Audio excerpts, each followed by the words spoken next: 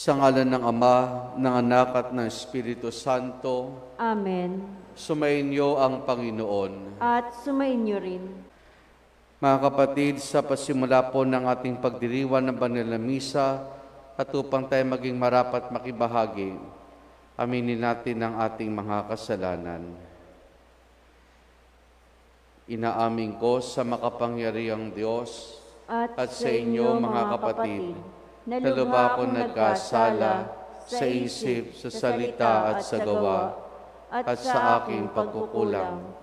Kaya sinasamo ko sa mahal na Birheng Maria, sa lahat ng mga anghel at mga banal, at sa inyo mga kapatid na ako'y panalangin sa Panginoong ating Diyos. Kaawaan tayo ng makapangyarihang Diyos, patawarin tayo sa ating mga kasalanan, at patnubayan tayo hanggang sa buhay na walang hanggan. Amen.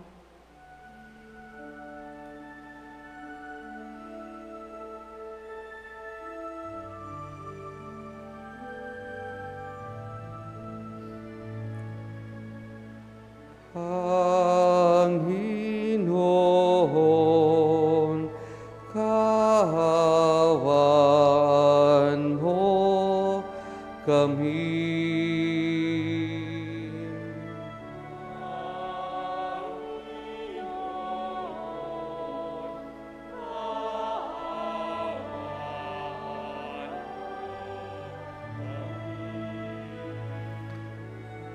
Kristo, kaawaan mo kami.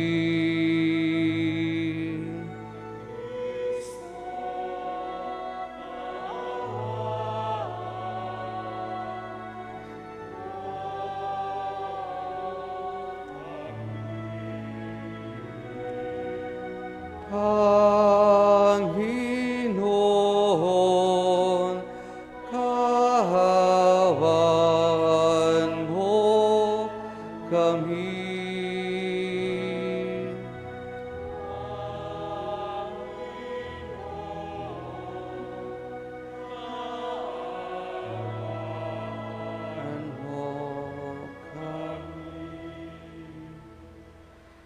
Manalangin tayo. Ama naming makapangyarihan, poong may kapal na sanlibutan, minarapat mong mapabilang ang obispong sa San Policarpio sa hanin ng mga martir. Ipagkaloob mo pakundangan sa kanyang pagdalangin na kami makasalo sa kalis si Kristo upang makabangon kami sa buhay na walang maliw. Sa pamamagitan ni Jesus, kasama ng Espiritu Santo, magpa sa walang hanggan. Amen. Amen.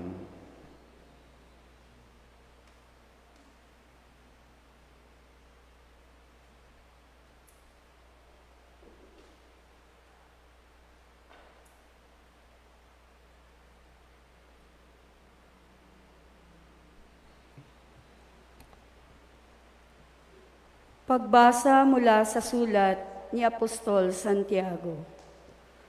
Mga pinakamamahal, pakinggan ninyo ito, kayong nagsasabi, ngayon o bukas ay pupunta kami sa ganito at gayong bayan at 1 taon kaming titigil doon, mangangalakal at kikita ng malaki. Ni hindi ninyo alam kung ano ang mangyayari sa inyo sa araw ng bukas. Sapagkat ang buhay ninyo'y parang aso, sandaling lumilitaw at kapag dakay nawawala. Ito ang dapat ninyong sabihin. Kung loloobin ng Panginoon at nabubuhay pa kami, gagawin namin ito o iyon. Ngunit kayo'y nagmamalaki at nagpapakapalalo. Masama iyan. Ang nakakaalam ng mabuti na dapat niyang gawin, ngunit hindi ito ginagawa, ay nagkakasala. Ang salita ng Diyos. Salamat sa Diyos. Tugon sa Salmo, mapalad ang mga aba, ang Diyos ay nasa kanila. Mapalad ang mga aba, ang Diyos ay nasa kanila. Bawat isa ay makinig ang sino paman, kahit saan naroroon ay makinig ang nilalang.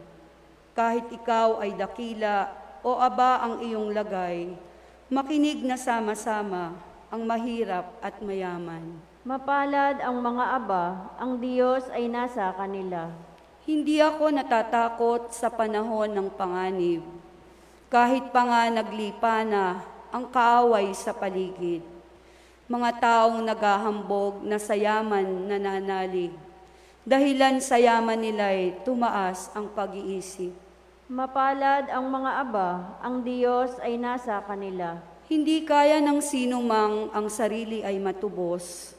Hindi kayang mabayarat tubusin sa kamay ng Diyos. Ang bayad sa kanyang buhay ay halagang sakdal taas. Gaano man ang halagang hawak niya'y hindi sapat, upang siya ay mabuhay nang hindi na magwawakas, at sa lahi ng libingan ay hindi na mapasadlak. Mapalad ang mga aba, ang Diyos ay nasa kanila.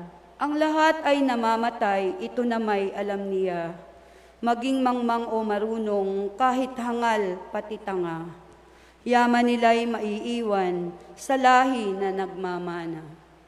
Mapalad ang mga aba, ang Diyos ay nasa kanila.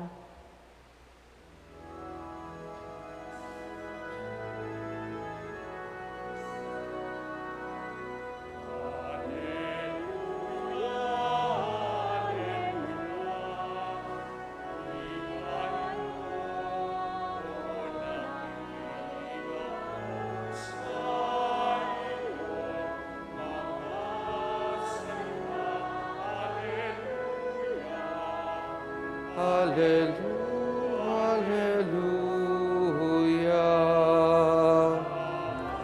Hallelujah.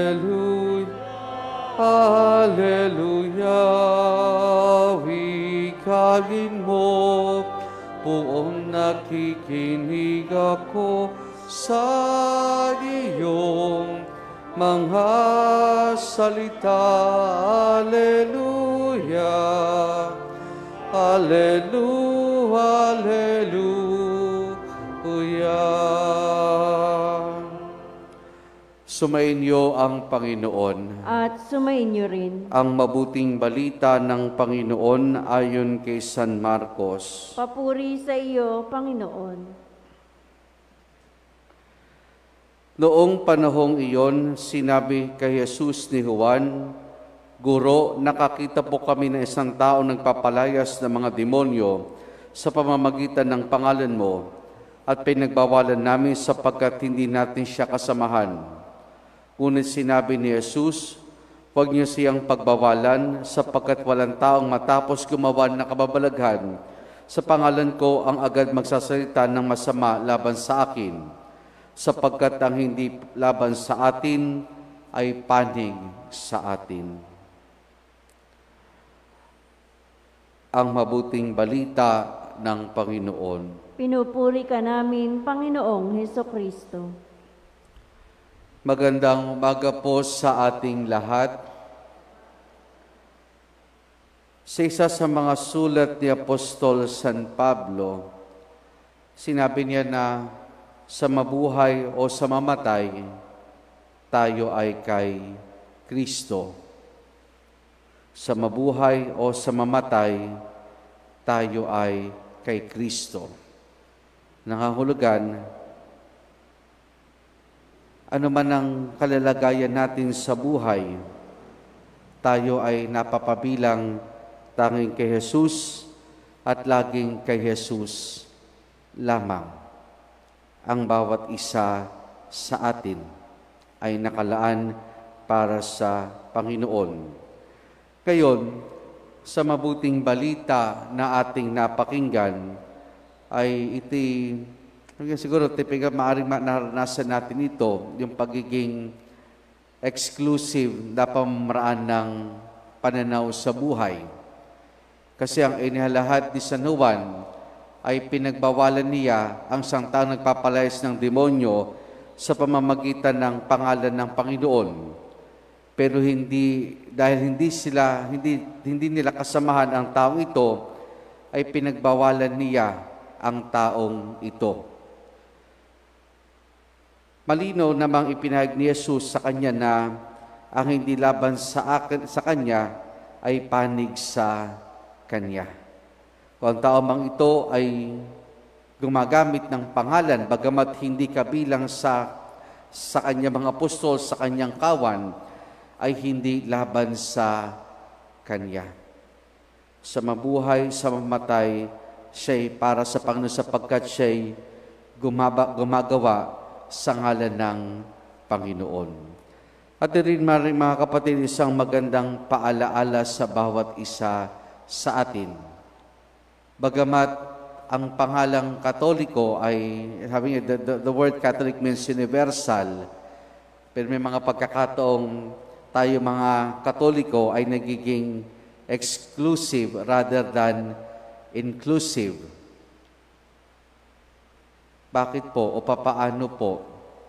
Kasi bagamat mayroong mga tao na hindi kabilang sa atin, may mga ibang napapabilang sa ibang sekta, may napapabilang sa ibang relihiyon, basta't sila'y gumagawa ng kabutihan. Hindi mas sila para sa Panginoon.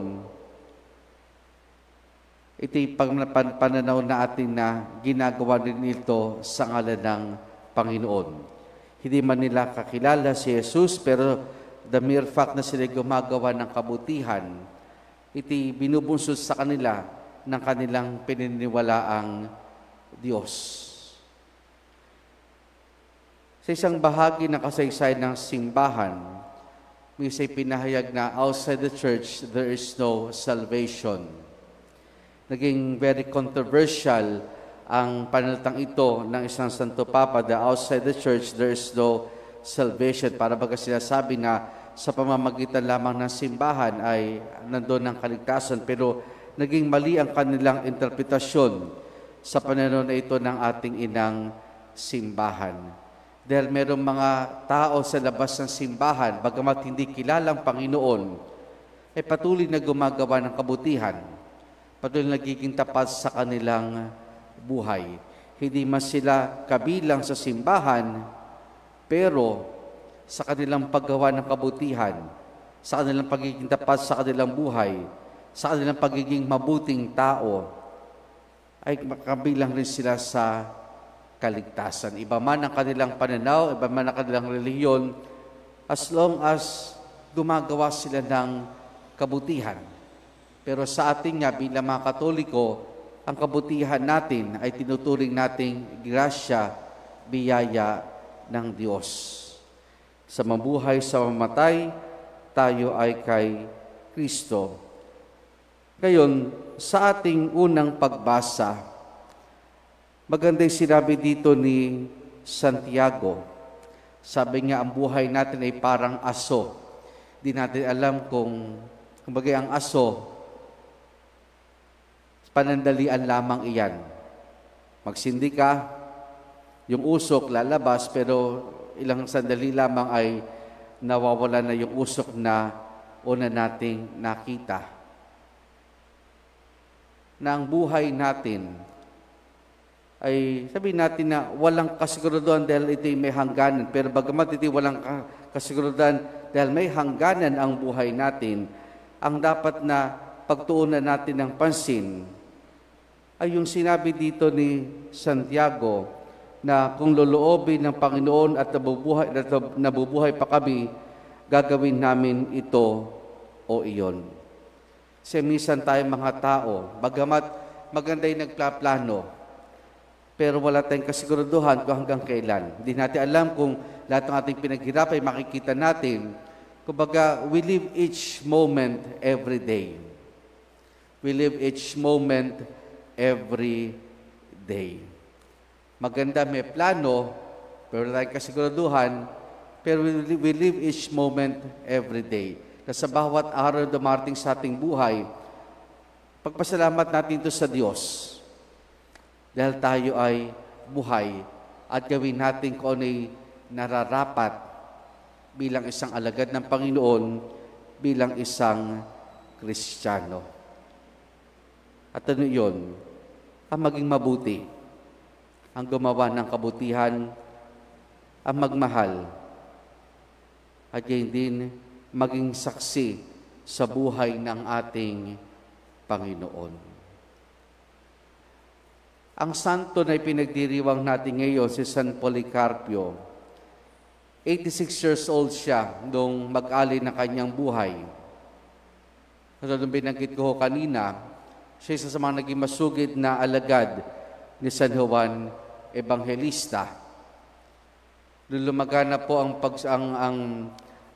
pag-uusig sa mga Kristiyano at napag-alaman ng kanyang lugar, ang tirahan niya, ay pinapunta ng gobernador ang kanyang mga sundalo para kuhanin si San Policarpio. Nung dumating ang mga ito, nakiusap si San Policarpio na maghintay sa mandali dahil magdarasal siya. Gayon din ipinaghanda niya na makakain ng mga sundalo bago siya dalhin sa Roma. At nung matapos ito, yung mga sundalo para na konsyensya. Dahil alam nilang mali ang kanilang ginagawa, pero dahil nga sumusunod lamang sila sa pinag-utos nila, ginawa na ito. Habang naglalakbay sila patungo sa Roma, ay sinalubong siya ni Herod. Ito yung Herod na iba, hindi yung Herod na nakapanahunan ng ating Panginoon. At pilit siyang kinukumbinsi na talikuran ng pananampalataya. Pero hindi pa rin siya natinag. Kaya sa kahuli-hulihan ay dumating na siya doon sa lugar kung saan siya dadalhin. Maraming mga kumukumbinsi sa kanya. Talikuran niya ang kanyang pananampalataya, mag-alay sa imahen ni Cesar ng insenso. Pero maganda yung sagot ni San Policarpio. Sa loob ng 86 na taon, nabuhay ako. Naging tapat ang Panginoon sa akin. Hindi siya gumawa ng patuloy ang paggawa niya kabutihan sa akin. At sino ako ngayon para talikuran ang Panginoon? For 86 years I have lived, and Christ has been faithful. Who am I to turn back on Him? Ang buhay niya, inilaan niya sa Panginoon, maging ang kanyang kamatayan, ay inilaan niya sa ating Panginoon. Ang pamamaraan ng kanyang pagkamatay, sinunog siya. Pero nung sinindihan yung apoy, laking gulat po, kasi meron pong writings na recorded tungkol sa kanyang pagkamatay at isa sa mga saksi nung siya ay sinisimulang patayin. Ito'y naisulat at sila'y naligtas. Nung sinindihan daw po yung apoy, nagbisto lang parang kalapate yung apoy na paikot-ikot lamang sa katawan ni San Policarpio. Nito'y mapansin ng mga sundalo, ipinag-utos ng kanilang pinuno na sibatin si San Policarpio. At yun na rin naging dahilan ng kanyang kamatayan. Sa loob ng 86 na taon, nabuhay siya para kay Kristo. At hanggang kamatayan ay para kay Kristo Jesus pa rin. Niloob ng Diyos na mabuhay siya at yun ang ginawa niya habang siya ay nabubuhay. Tayo rin mga kapatid, sa mabuhay o sa mamatay, tayo ay kay Kristo. Amen.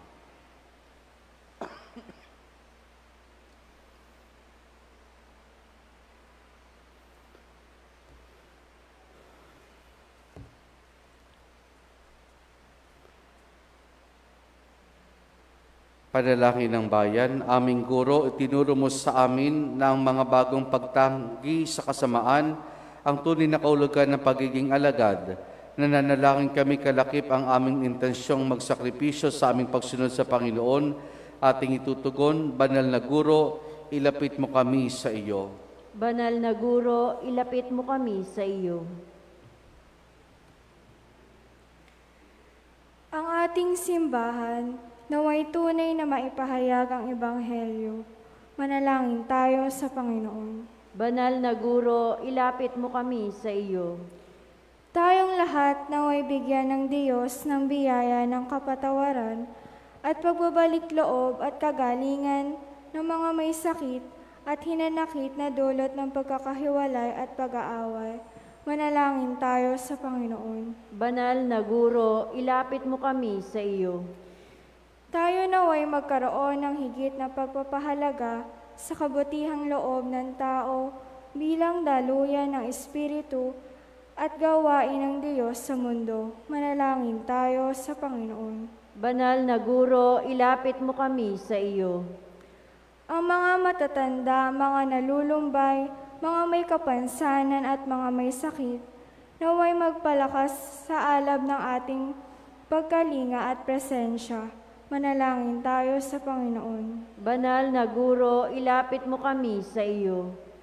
Ang ating mga yumaong kaibigan na nauna na sa atin, naway makibahagi sa kapayapaan at kaligayahan ng paghahari ng Diyos. Manalangin tayo sa Panginoon. Banal na Guro, ilapit mo kami sa iyo. Sama rin natin sa ating pananalangin sa misang ito ang pasasalamat ni Noel at Celi Carpio at pamilya, gayon din ang Minor Basilica of the Black Nazarene at ang mga deboto ng Poong Nazareno. Patuloy nating dalangin ang natatayang kahilingan ni Rodrigo Salonga at Jaime at Emily Beseo. Para sa nagdiriwan ng kanyang kaarawan, Joselito Boyong Felizardo. Para sa maagang pagaling ni na Chris Santos, Gertrudes Reyes at ang lahat ng mga nagasakit dulot ng COVID-19. At para sa kapayapaan ng kaluluwa ni na Orlando, Regalado, Emelita, Senaida, Marisa, Lolita, Elmer, Susana, Lorenzo Sr., Adilberto Sr., at Renato. Ating idulog sa Diyos, yung pa nating intensyon at panalangin.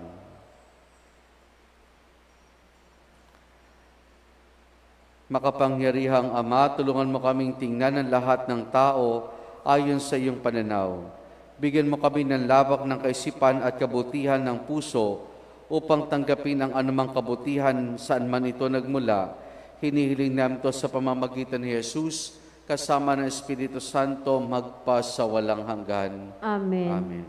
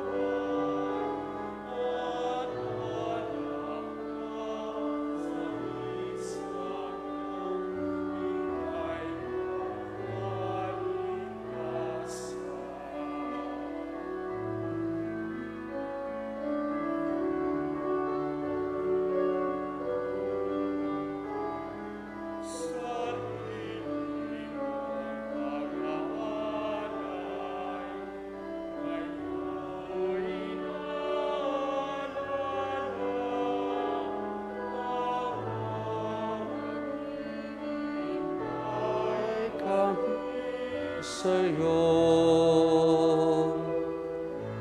pagbabalik.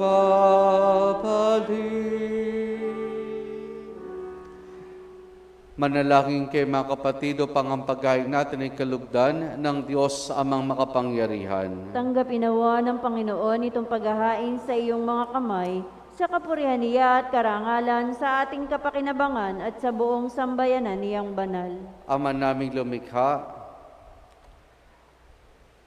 pakabanalin mo at paspasan ang mga alin na nakahanda upang paalabin nito ang diwa ng ningas ng pag-ibig mo na nagdulot ng tagumpay sa pagkapakasak ni San Policarpio sa pamamagitan ni Jesus kasama ng Espiritu Santo, magpa sa walang hanggan. Amen. Sumainyo ang Panginoon. At sumainyo rin. Taas sa Diyos sa inyong puso at diwa. Itinaas na namin sa Panginoon. Pasalamatan natin ang Panginoong ating Diyos. Marapat na siya ay pasalamatan. Ama naming makapangyarihan, tunay nga marapat na ikaw ay aming pasalamatan. Ngayong aming kagalakan si San Policarpio ay parangalan. Siya'y kapanalig naming may paninindigan na ikaw ipahayag kahit siya'y mamatay, sapagkat pinarapat mong kanyang matularan ang iyong anak na naghain ng sariling buhay. Tulad na naganap sa iyong anak, ang dugo ng mga martiri dumanak, hindi dahil sa katatagang likas, kundi dahil sa iyong bigay na lakas. Kaya kaisa ng mga anghel, nagsisiawit ng papuri sa ng malahumpay sa kalangitan, kami nagbubunyi sa iyong kadakilaan.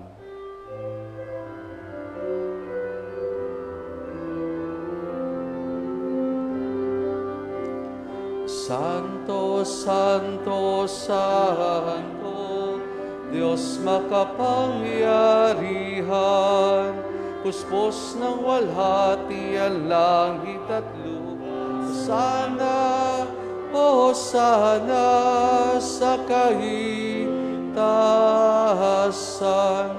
pinagpalang narito sa ngalan ng Panginoon.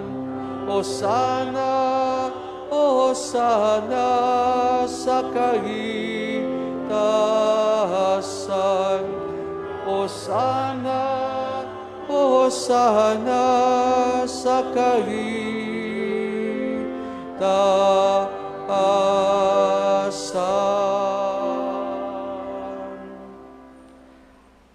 Ama naming banal, ikaw ang bukal ng tanang kabanalan. Kaya sa pamamagitan ng Espiritu, gawin mong banal ang mga kaloob na ito upang para sa amin maging katawan at dugo ng aming Panginoong Hesukristo. Bago niya pinagtiis ang kusang loob na maging handog, hinawakan niya ang tinapay, pinasalamatan kaniya, pinaghati-hati ngayon. Iniabot sa kanyang maalagad at sinabi, tanggapin ninyo lahat ito at kanin itong aking katawan, na ihahandog para sa inyo.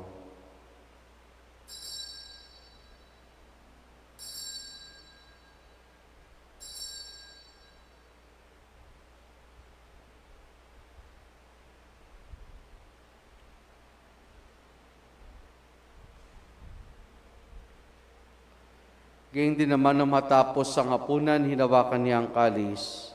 Muli kanyang pinasalamatan.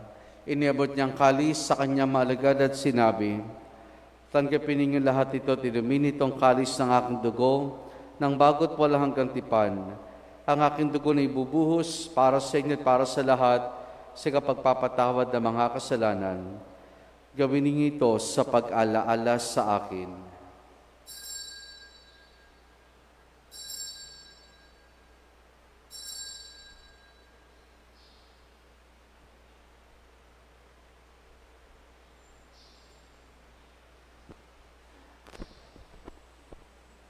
Ang misteryo ng ating pananampalataya.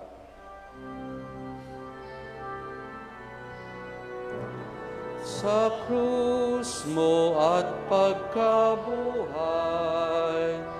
kami tinubuhos mong tunay. Poong Jesus, naming mahal, diligtas mo kaming tanan. Poong Jesus, naming mahal, ngayon at magpakailanman.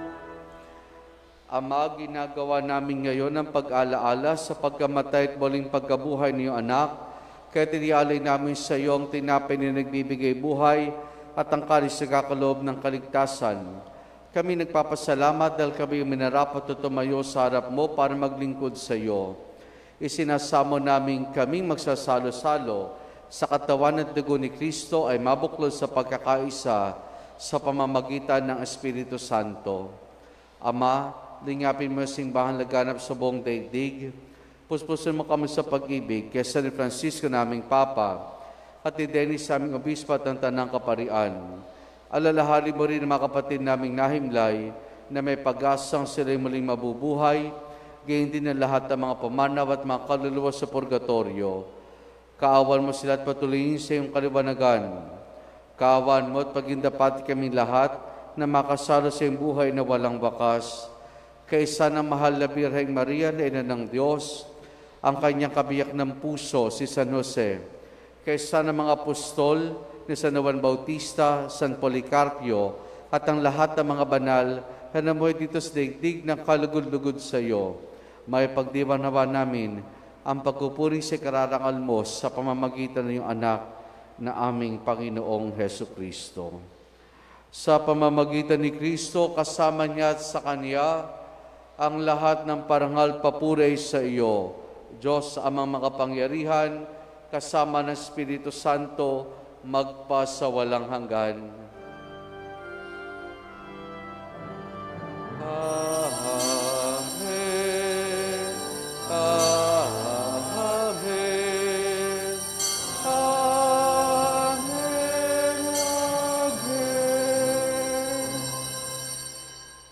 Sa tagubilin man nakagagaling na utos, sa turo ni Jesus na Panginoon natin at Diyos, ipahayag natin ang lakas loob.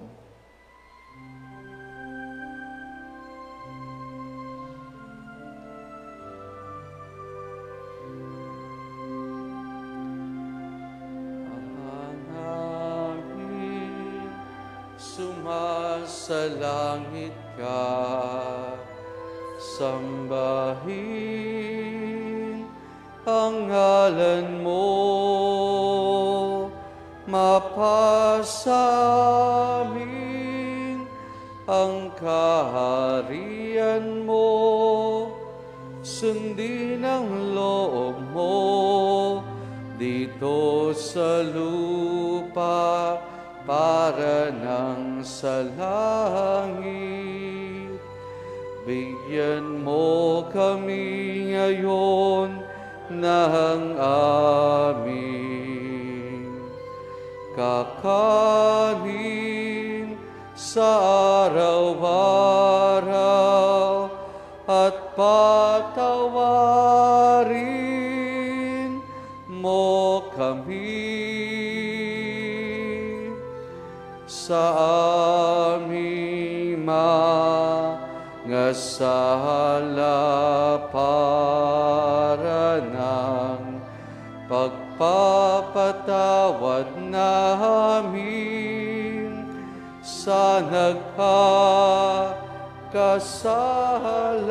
sa amin, at huwag mo kaming ipahintulot sa tukso, at iadya mo kami sa lahat ng masama.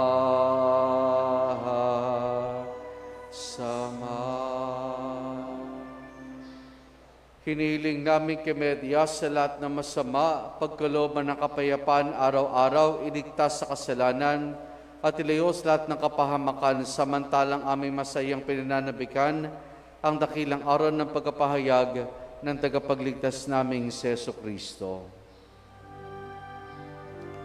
Sapagkat iyo ang kaharian at ang kapangyarihan at ang kapurihan magpakailanman. Amen. Panginoong Jesucristo, sinabi mo sa mga apostol, kapayapaan na iniwan ko sa inyo, ang aking kapayapaan ibinibigay ko sa inyo. Tunghayan mong aming pananampalataya at huwag ang aming mga pagkakasala.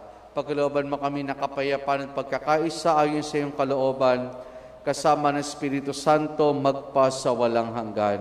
Amen. Ang kapayapaan ng Panginoon, ay lagi nawang sumainyo. At sumainyo rin. Mga kapatid, maghangad at magbahagi po tayo ng kapayapaan ni Jesus sa isa't isa. Peace be Peace be with with you. you po.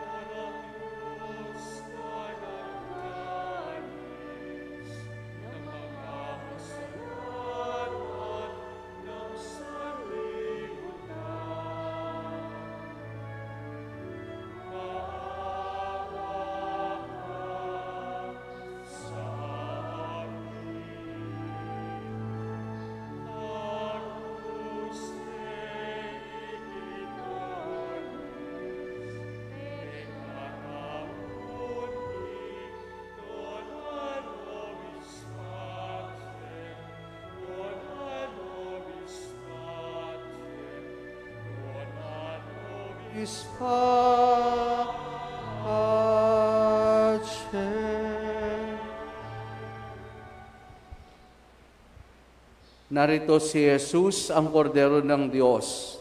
Siya nag-aalis sa mga kasalanan ng sanlibutan. Mapalad ang mga inaaniyahan niya makiisa sa kanyang banal na piging. Panginoon, hindi ako karapat-dapat magpatuloy sa iyo, ngunit sa isang salita mo lamang ay gagaling na ako.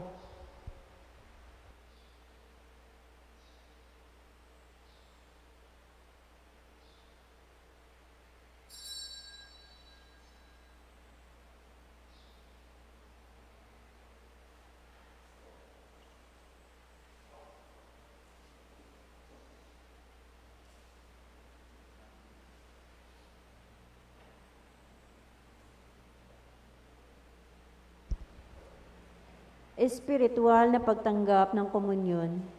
Panginoong Jesus, ako ay naniniwala na ikaw ay nasa kabanal-banalang sakramento. Iniibig kita ng higit sa lahat at minimithi kong tanggapin ka sa aking kaluluwa. Sapagkat sa mga sandaling ito'y hindi kita matatanggap sa sakramento. Tumuloy ka sa Espiritu sa aking puso. Niyayakap kita na para bagang naririto ka na, at iniaalay ko ng buong buo ang aking sarili sa iyo. Huwag mo pong hayaang mawalay ako sa iyo. Amen.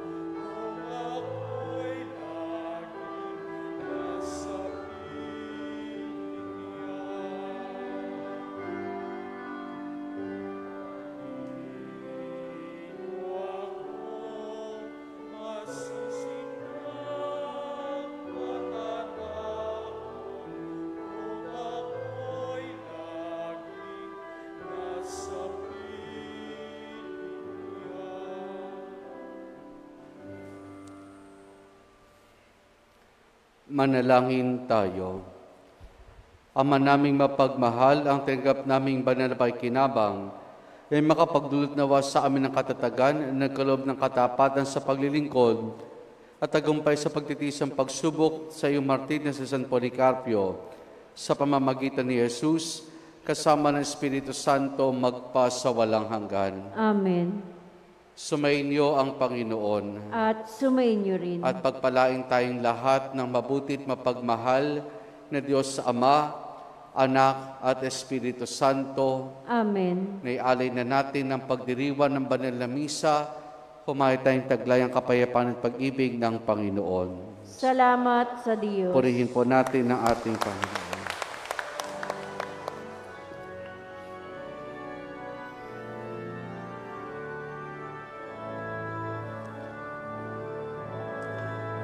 Hayo na't ipahayag ang pagkaking at lakas, isabuhay pag-ibig, kataruhan, tanda ng kanyang kaharian. Isabuhay